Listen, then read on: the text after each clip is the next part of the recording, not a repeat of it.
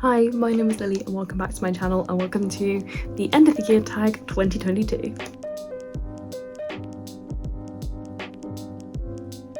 So I'm going to go ahead and assume the tag hasn't changed this year because I've not seen it any different with anyone else, and I'm just going to get right into it. So the first question is, are there any books that you've started this year that you need to finish? I know the book that I spoke about last year, I still haven't finished. That was A Starless Sea. So perhaps maybe I should try and commit to actually finishing The Starless Sea because I didn't.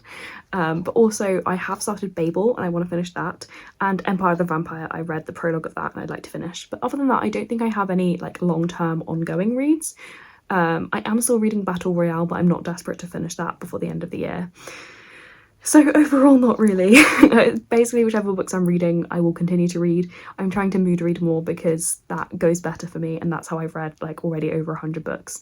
So that's kind of my approach now. Question number 2 is, are there any autumnal books that you're going to read to sort of bring you over to the next part of the year? A big one for me is going to be Under the Whispering Door by TJ Klune because I have had this for ages and I really need to read this. I think it'll be good because it's a nice cozy fantasy with a slight spooky element to it to sort of bring in the spooky season and the fantasy season. And yeah, I think for me, mostly the books that I'm planning on reading this autumn are going to be fantasies or dark academia. So things like Babel, Empire of the Vampire, The Secret History are all books I haven't read yet that I'd really like to. Ones I can see on my TBR card over here that I'd like to read, maybe Mina and the Undead, Nevermore, Spin the Dawn, The Devil in the Dark Water, those kind of fantasy, dark academia style books. The next question is, are there any new releases that you are still waiting for?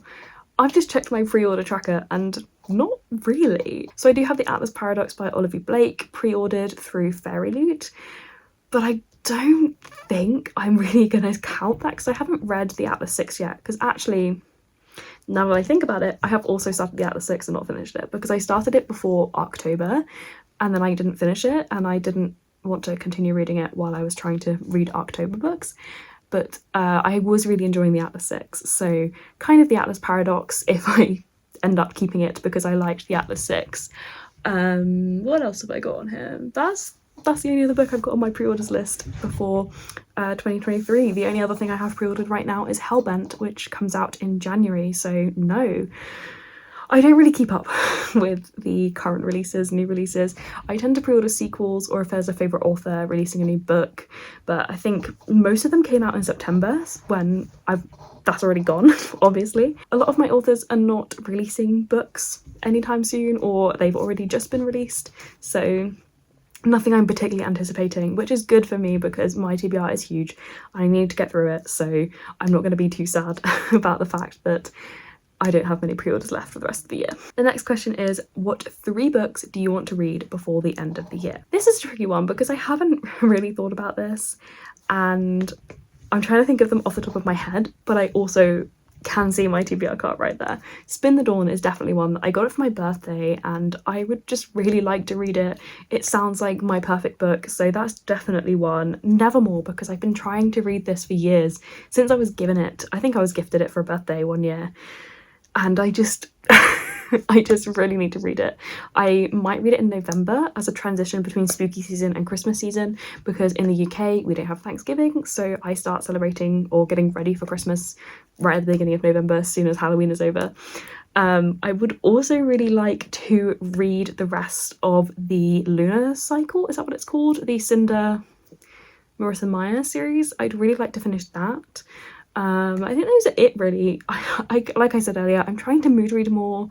I can't really think of any ones I haven't already mentioned that I really want to read soon. I'm feeling like a dark academia cozy fantasy vibe right now, so that's why things like the Atlas 6, The Secret History, Babel, Empire of the Vampire, those books are kind of high up on my list right now, but in a few weeks' time I could be out of that mood. So I'm just kind of going with the flow. Those are the only books on the TBR cart that I can see immediately that I'm like, yes, need to read those soon. Number 5 is there a book that could still shock you and become favourite of the year? Absolutely. I say this every time. I actually do want to read Once Upon a Broken Heart by Stephanie Garber, and that is a very strong contender for becoming my favourite of the year because I love Stephanie Garber's writing so much.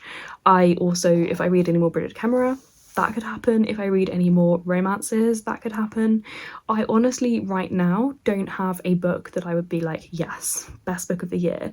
And that's mostly because I've kind of forgotten what years I've read certain books for the first time. But yeah, again, looking at my TBR cart, it could be many of these books. You know, I am always surprised by what my favourite books of the year are, and I don't include rereads for obvious reasons, but yeah, there's many books. They could surprise me. The one that's most surprising recently, if I can find it in my stack right next to me, was, here we go,